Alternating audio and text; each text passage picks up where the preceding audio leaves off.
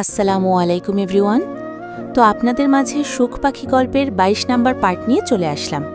তো বেশি কথা না বলে চলুন গল্প শুরু করা যাক। ভাইয়া, আপনি এখন এখানে? তীব্র ভ্রু উঁচিয়ে শুধালো। ছোটপুকে ফেরত চাই? ক্ষুদ্র চেহারার সবটুকু ঝলকে উঠল সবেগে।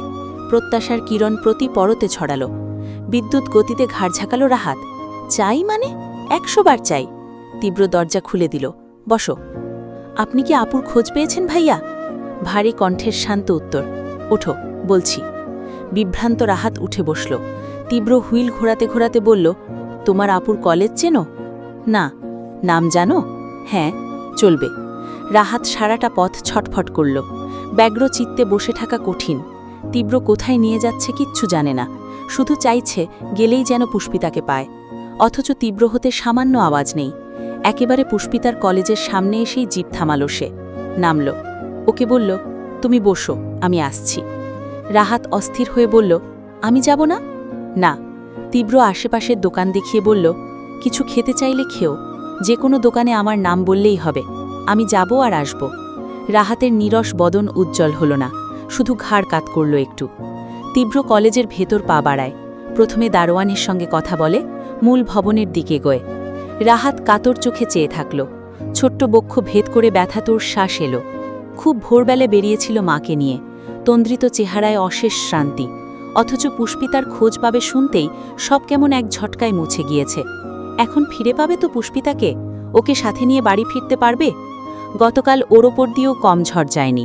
খোরশেদুল ঠিক বুঝেছিলেন এসবের পেছনে সেই যে গিয়ে কথাগুলো তীব্রদের কানে দিয়েছে, আর তাতেই ক্রোধে আগুন হয়ে গায়ে হাত তুলতে পর্যন্ত উদ্যত হয়েছিলেন তিনি। আলেয়া বানু আটকেছেন ছেলেকে। নাতি তার বংশের প্রদীপ, তার চোখের মণি, কিন্তু মিথিলা রেহাই পেল না। বাইরের লোকজনের সামনে আলেয়া কুলুপ এঁটে থাকলেও ঘরে ঢুকেই জবান ছুটেছে তার। ছোট কণ্ঠে প্রতিটা কথায় ওকে খুঁচিয়েছেন, তুচ্ছ তাচ্ছিল্য করে যা নয় তাই শুনিয়েছেন। মিথিলা তো আর পুষ্পিতার ন্যায় নরম সরম নয়। একে স্বামী ফোন ধরছে না, ব্লক করেছে নম্বর, দুয়ে এসব। সে নিজেও তেলে বেগুনে জ্বলে উঠল, পাল্লা দিয়ে দাদির সঙ্গে তর্কে নামল। কথা কাটাকাটির পর্যায়ে তখন তুঙ্গে। খোরশেদুল মেয়েকেও কিছু বলতে পারেননি, মাকেও না। তবে স্বস্তি পেয়েছিলেন সালমা ওষুধের প্রকোপে নিদ্রায় বিভোর থাকায়। না হলে কি যে হতো? ভোরে নোহাকে ফোন করে যখন কোনোভাবেই পুষ্পিতার খোঁজ পেলেন না সালমা, আরও 4 গুণ ভেঙে পড়লেন। ফলস্বরূপ অমনভাবে পড়ে গিয়ে মাথা ফাটল। রাহাতের বিশ্বাস পুষ্পিতা ফিরলেই এই সব কিছু আবার ঠিক হয়ে যাবে, আগের মতো সব কিছু ভালো হবে। এক তুড়িতে মাও সুস্থ হয়ে উঠবেন। রাহাতের চিন্তার মধ্যেই তীব্রকে দেখা যায়, আসছে সে। রাহাত ব্যাকুল চোখে তাকালো। তীব্র ওকে ওভাবেই ঠাই বসা দেখে বলল, কিছু খেলে না? রাহাতের ওতে কান নেই। বিক্ষিপ্ত অধীর প্রশ্ন ছুড়ল, আপুকে পেয়েছেন? আপু কি ভেতরে আছে? তীব্র বলল, না। রাহাতের উতালা চোখ দুটি নিরাশায় নিভে গেল। নিষ্পৃহ আওড়ালো, তাহলে? তীব্র জিপে উঠতে উঠতে বলল, ব্যবস্থা করেছি যাতে তোমার আপু এখানে পা রাখলেও খবর আমার কানে চলে যায়। কিন্তু ছোটপু এখানে এসে কি করবে ভাইয়া? ওর তো এখানকার পড়াশোনা শেষ। জানি, তাও আসবে। যদি না আসে? তীব্রর ভ্রু গুছিয়ে চাইল। কথাটা ফেলে দেওয়ার মতো মনে হয়নি। সত্যিই তো, জিমের মাথার উপর ছাদ আছে কিনা জানা নেই, সে কি আদৌ পড়াশোনার জন্য কাগজপত্র নিতে কলেজে আসবে? যদি না আসে তবে যে সমস্ত পরিকল্পনাই মাটি। তীব্রর মুখের গুরুতর ভঙ্গি দেখেই রাহাত যা বোঝার বুঝে নেয়। চাপা ক্রন্দনে ফিনথিনে ঠোঁট ভেঙে চুড়ে আসে। তীব্র ওকে শান্ত করতে বলল, কেঁদো না, তুমি না বড় হয়ে আমার মতো হবে। আমার মতো হটে গেলে কিন্তু কান্না ভুলে যেতে হয় রাহাত। কিন্তু ছোটপু? পাবা যাবে, নিশ্চিত থাকো। রাহাত অশ্রু মুছে বলল, সত্যি যাবে? তীব্র মাথা দোলালো, এক পেশে হাসল একটু। পোড়া ঠোঁট কামড়ে ভাবল, তীব্র আজ অবধি যে কাজে হাত দিয়েছে তা বিফলে যায়নি। মেয়ে যেখানেই থাকুক, জমিনে বা পাতালে, খুঁজে আমি নেবই। এভাবেই কেটে গিয়েছিল বেশ কিছুক্ষণের বেলা। তীব্র আজ অবধি যে কাজে হাত দিয়েছে তা বিফলে যায়নি। মেয়ে যেখানেই থাকুক, জমিনে বা পাতালে, খুঁজে আমি নেবই। দরজায় নিরন্তর করাঘাতের শব্দে বিরক্ত হল মিথিলা। সূচক শব্দ করল, শোয়া থেকে উঠে এসে ছিটকিনি টানল। মেয়ের অক্ষত মুখখানা দেখতেই প্রাণ পেলেন খোরশেদুল। প্রকাশ না করলেও গোপনে বুক ভরে দম টেনেছেন তিনি। তারপর গম্ভীর গলায় বললেন, সকাল থেকে দরজা খুলছিলে না কেন? মিথিলা যত যাই হোক বাবাকে মানে, ভয় পায়। উত্তরে মাথা নুইয়ে বলল, ভালো লাগছিল না কিছু। ভোরবেলা অত চেঁচামেচি শোনোনি? তোমার মা যে পরে ব্যথা পেয়েছেন, হাসপাতালে নিয়ে গেলাম, টের পাওনি? মিথিলা ভীষণ আশ্চর্য বনে চাইল, অবাক কণ্ঠে বলল, মা হাসপাতালে? কেন, কি হয়েছে? পাল্টা অবাক হলেন খোরশেদুল। এই ঘর আর বসার ঘর কতটা দূরে? সাউন্ড প্রুফ তো নয়। সালমার মাথা ফাটা নিয়ে সকালে হুলস্থুল বাঁধালেন ওনারা, এমনকি আলেয়া অবধি নাকে কাঁদলেন, অথচ মেয়েটা কিছুই জানে না। খোরশেদুল ব্যথিত হলেন। ঠিক বুঝেছেন তাহলে, মেয়েটা অধিক শোকে স্তব্ধ হয়ে পড়েছে। স্বামীর ফেলে যাওয়া আর অত মানুষের খোঁচাখোঁচি, তার মেয়ে বড় আদরে আহ্লাদে মানুষ, এরকম পরিস্থিতিতে কি কখনো গেছে? খোরশেদুলের মায়া হলো, পিতৃসুলভ মমতার চাউনি উপচে এলো দু চোখে। এখন মায়ের কথা শুনলে মেয়েটা এর ওপর আবার আরেক চিন্তায় পড়বে। থাক বরং। মিথ্যে বললেন, তেমন কিছু না, দুর্বল, স্যালাইন দিচ্ছে। মিথিলার ছোট জবাব, ওহ। খোরশেদুল প্রসঙ্গ পাল্টাতে বললেন, পলাশের সঙ্গে কথা হয়েছে? অচিরে মুখে মেঘ জমল মিথিলার, আগের থেকেও ভার ভার স্বরে জানালো, না। ফোন করনি? মিথিলার বলতে খুব লজ্জা লাগছে, তাও জানালো, করেছিলাম, আমাকে ব্লক করে দিয়েছে। খোরশেদুল এবার সোজাসুজি শুধালেন, ওই বখাটেগুলো যা যা বলে গেছিল সেসব সত্যি? মিথিলার চিবুক গলার কাছে ছিল এতক্ষণ, প্রশ্নটা এবার গলা ফুঁড়ে বেরিয়ে যাওয়ার প্রয়াস জানালো। যথাযথ উত্তর দিতে ব্যর্থ সে, মিথ্যে বলতে গেলেও ধরা পড়বেই। চুপ করে থাকলেও বিপদ, কোন দিকে যাবে, কি বেছে নেবে? বিয়ের দুদিনের দিন মানুষ ঘুরে ফিরে শহর ছাপিয়ে ফেলে, আর সেই কিনা এসব প্রেম ট্রেম নিয়ে পুরনো কাসুন্দি ঘাটছে। মিথিলার রাগের সবটুকু চড়াও হলো নাহিদের ওপর। কোন কুক্ষণে বলদটার সাথে সম্পর্কে গিয়েছিল কে জানে, নিজেও ভালো থাকবে না, ওকেও ভালো থাকতে দেবে না, সামনে পেলে চড়িয়ে লাল করে দেবে একদম। খোরশেদুল মেয়ের হাবভাবেই যা বোঝার বুঝে নিলেন, হতাশ হলেন ভীষণ, আক্ষেপ জানিয়ে বললেন, তোমার থেকে আমি এসব আশা করিনি মিথিলা, ওরকম একটা মাস্তানের বন্ধুতা মাস্তানি হবে। কি রুচিহীনের মতো কাজ করেছ, ছি ছি, আজ সব মানিজ্জত এইভাবে জলে ডুবলো আমার। মিথিলা আর তো চোখে তাকায়, ভেজা স্বরে বলে, আব্বু প্লিজ, এ নিয়ে কাল থেকে সবার উল্টোপাল্টা কথা শুনছি, অন্তত তুমিও এসব বলো না।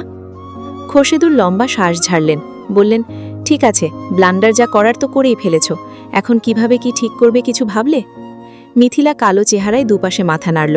সে কাল থেকে ভেবেছে, কিন্তু কোনো সুরাহ করতে পারেনি। পলাশ এত শক্ত মানুষ, ঠিক কি বলে ওকে বাগে আনা যাবে মস্তিষ্কে ধারালো বুদ্ধিটা কোনো মতেই আসেনি। খোরশেদুল বললেন, তাহলে আমি যা বলছি শোনো, পলাশের সঙ্গে যোগাযোগের চেষ্টা করো, হাল ছেড়ো না, চেষ্টা করতেই থাকো। তোমার নম্বর ব্লক করলে অন্য নম্বর থেকে কল দাও। এভাবে বিয়ের পরদিন বউ ফেলে রাখা তো ভালো কথা নয়, তাও একটা নর্মাল ইস্যু নিয়ে এত রিয়্যাক্ট করবে কেন? মিথিলা দুঃখ ভারাক্রান্ত কণ্ঠে বলল, ও মনে হয় আর আমাকে ফিরিয়ে নেবে না আব্বু। খোরশেদুল শক্ত কণ্ঠে বললেন, ফিরিয়ে নেবে না বললেই হলো, এটা কি মগের মূল্য পেয়েছে? দেশে আইন কানুন বলেও একটা কথা আছে, ভালোই ভালোই আসতে বলো, না হলে আমিও অন্য ব্যবস্থা নেব। গজগজে ক্রোধ ঝেড়ে চলে গেলেন তিনি, কিন্তু মিথিলার নিভু নেত্র জলজল করে উঠল, দপদপ করে সাড়া দিল মস্তিষ্কের প্রতিটি কোষ। এই তো উপায় পেয়েছে। এতটা সময় ভেবে ভেবেও যা উদ্ধার করতে পারেনি, বাবার এক কথায় তা নিজে থেকে হানা দিল এক্ষুনি। মিথিলা ত্রস্ত দৌড় চাপালো, বিছানা থেকে ফোন হাতে তুলল, ঝটপট কল লাগালো পলাশ লেখা নম্বরে। তবে ব্ল্যাকলিস্ট থেকে নম্বরটা তখনও সরায়নি পলাশ। মিথিলা নাক ফুলিয়ে স্ক্রিনে চোখ বোলায়, ঠিক আছে, কোনো ব্যাপার না, কিভাবে ব্লক ছড়াতে হয় ভালো করে জানা আছে ওর। মিথিলা তৎপর হস্তে গোটা গোটা মেসেজ টাইপ করে পাঠালো, তুমি কি ফোন ধরবে, নাকি আমি কোনো স্টেপ নিতে বাধ্য হব পলাশ? আর যেরকম ভাবছি সেটা অবশ্যই তোমার জন্য সুখের হবে না। তারপর অপেক্ষা করল উত্তরের। ডোজে কাজ হবে কিনা চিন্তিত সে। পুরো 4 মিনিট ফোন হাতে নিয়ে পায়চারি করার মধ্যেই স্ক্রিন জ্বেলে ওঠে। পলাশ কল ব্যাক করেছে। ক্রূর হাসল মিথিলা। রিসিভ করে কানে গুজতেই ওপাশ থেকে শশব্যস্ত প্রশ্ন এলো, স্টেপ নিবে মানে? কি বলতে চাইছো তুমি? তুমি যা বুঝেছ তাই। তুমি কি বুঝবো? আমি তোমার থেকে শুনতে চাই। সেসব পরে শোনাচ্ছি, আগে তুমি বলো, এভাবে আমাকে এখানে রেখে যাওয়ার মানে কি? মানে কি আবার, বলেই তো এলাম। তোমার মতো লোভী গোল্ড ডিগার মেয়ের আমার ঘরে কোনো জায়গা নেই। সবই তো শুনছি।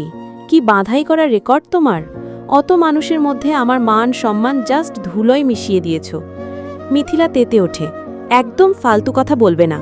বিয়ের আগে সবারই কম বেশি এসব থাকে, তোমার নেই মনে হয়? খোঁজ নিলে দেখা যাবে তোমার রেকর্ড আমার থেকেও সুন্দর। পলাশ কাঠখোট্টা জবাব দিল, আমার এরকম ফালতু ক্যারেক্টার না। মিথিলা ফুঁসে বলল, চুপ করো। 2-4টে প্রেম এ যুগের খুব কমন ব্যাপার, এসব দিয়ে তুমি আমার চরিত্র মাপতে পারো না। তারপর চোখ বুজে শ্বাস নিয়ে নিজেকে শান্ত করে বলল, আচ্ছা বেশ, এত কথার দরকার নেই। আমি যা বলছি এখন তাই শোনো। চুপচাপ ভদ্র ছেলের মতন এসে আমাকে নিয়ে যাও। পলাশের জবাব আসে, মাথা খারাপ নাকি? শোনোনি কি বললাম, তোমাকে আমি ফিরিয়ে নিচ্ছি না। মিথিলা ভ্রু উচালো। আচ্ছা বেশ, নিতে হবে না, আমি বরং থানায় গিয়ে একটা মামলা ঠুকে আসি। বলি যে আমার স্বামী বিয়ের পরদিন বিনা কারণে আমাকে বাপের বাড়ি ফেলে গিয়েছে, কারণ সে অন্য নারীর সঙ্গে পরকীয়ার সম্পর্কে লিপ্ত। বা বলবো যে আমার বাবা যৌতুক দিতে চাননি দেখে নারাজ হয়েছে। পলাশ বিস্ময় হাঁ হয়ে বলল, হোয়াট রাবেশ, আমি এরকম কিছু করিনি। তাছাড়া প্রমাণ কি এসবের? তাহলে আমি বিয়ের আগে যা যা করলাম তোমার কাছে সেসবের প্রমাণ কোথায়? তুমিও তবে অযথা ব্লেম করছো আমাকে, তাও কে এসে কি না কি বলে গেছে সে নিয়ে।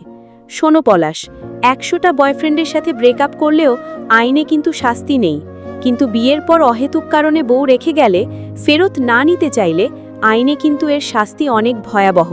অন্তত মামলার চক্করে ইঞ্জিনিয়ারিং করা ছুটে যাবে তোমার, আর বিদেশ যাওয়ার কথা তো বাদই দাও। এখন তোমার একার সম্মান যাচ্ছে, তখন তোমার পুরো পরিবারের সম্মান কোথায় যাবে ভাবতে পারছো? তুমি কি আমাকে ভয় দেখাচ্ছ? মিথিলা ভনিতাহীন বলল, দেখাচ্ছি। আর তুমি নিতে না এলে কাজটা আমি করবও। তুমি আমাকে চেনো না। এখন বলো, তুমি কি করতে চাও? ভালোই ভালোই আমাকে নিয়ে সংসার করবে, নাকি নিছক এসব ঝামেলায় জড়াবে? ওপাশে তৎক্ষণাৎ নীরবতা নামল। কপালে ভাঁজ পড়ল মিথিলার।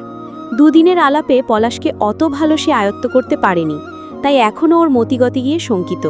কিন্তু পলাশ একটু চুপ থেকে বলল, ঠিক আছে, বিকেলে আসব। মিথিলার মিয়ে থাকা অনুচিন্তিত মুখখানা চকচক করে উঠল। স্ফূর্ত চিত্তে বলল, ঠিক আছে, রাখছি। পলাশ লাইন কাটল। মিথিলা বিজয়ী হাসল বুক ফুলিয়ে। ঠোঁট ভর্তি গাঢ় পৈশাচিক আনন্দ। সে স্ক্রিনের দিক চেয়ে বলল, তোমাকে চালাক ভেবেছিলাম, অথচ তুমি সেই নাহিদের মতোই আরেকটা গাধা বের হলে। সালমা বেগমকে হাসপাতাল থেকে সন্ধে নাগাদ ছাড়া হলো। ওনার দুর্বলতায় কবু দেহটা সবাই ধরাধরি করে নিয়ে এলো বাড়িতে। খোরশেদুল অফিস থেকে আবার হাসপাতালে গিয়েছিলেন।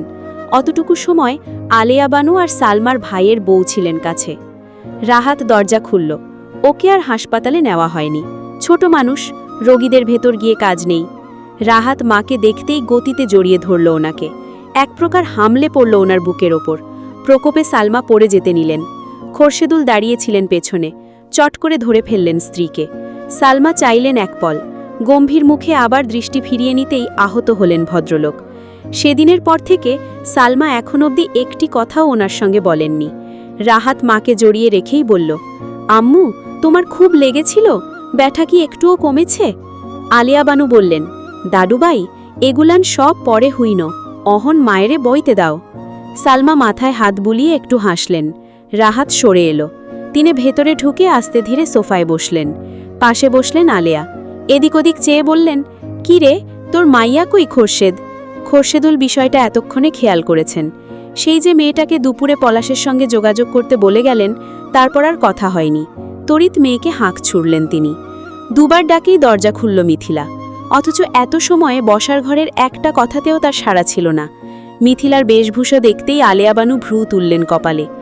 গাঢ় রঙের দামি জামদানি, গয়না, পরিপাটি করে বাঁধা চুল, চেহারায় অল্প বিস্তর মেকআপ। আলিয়া বানু পাতা ঝাপটালেন চোখের। স্বামী ওইভাবে রেখে গেল, মা এলো হাসপাতাল থেকে, তিনি ধরেই বসেছিলেন মেয়েটা হয়তো কেঁদে চোখ মুখ ফোলাবে, কিন্তু এ তো। মিথিলা হাসি হাসি মুখে বাবার পাশে এসে দাঁড়ালো। ডাকছিলে আব্বু? খোরশেদুল মেয়ের আপাদমস্তক দেখে বললেন, কোথাও যাচ্ছ? সে হৃষ্টচিত্তে জানালো, হ্যাঁ, পলাশ আসছে নিতে, তাই তৈরি হলাম। তো আজকের গল্পটি শেষ হয়ে গেল। তো পরবর্তী পার্ট পেতে আমার চ্যানেলটি অবশ্যই সাবস্ক্রাইব করে রাখবেন। তো পরবর্তী পার্ট এই চ্যানেলেই পাবেন। আর গল্পটি কেমন লাগলো তা অবশ্যই কমেন্ট করে জানাবেন। সবাইকে ধন্যবাদ।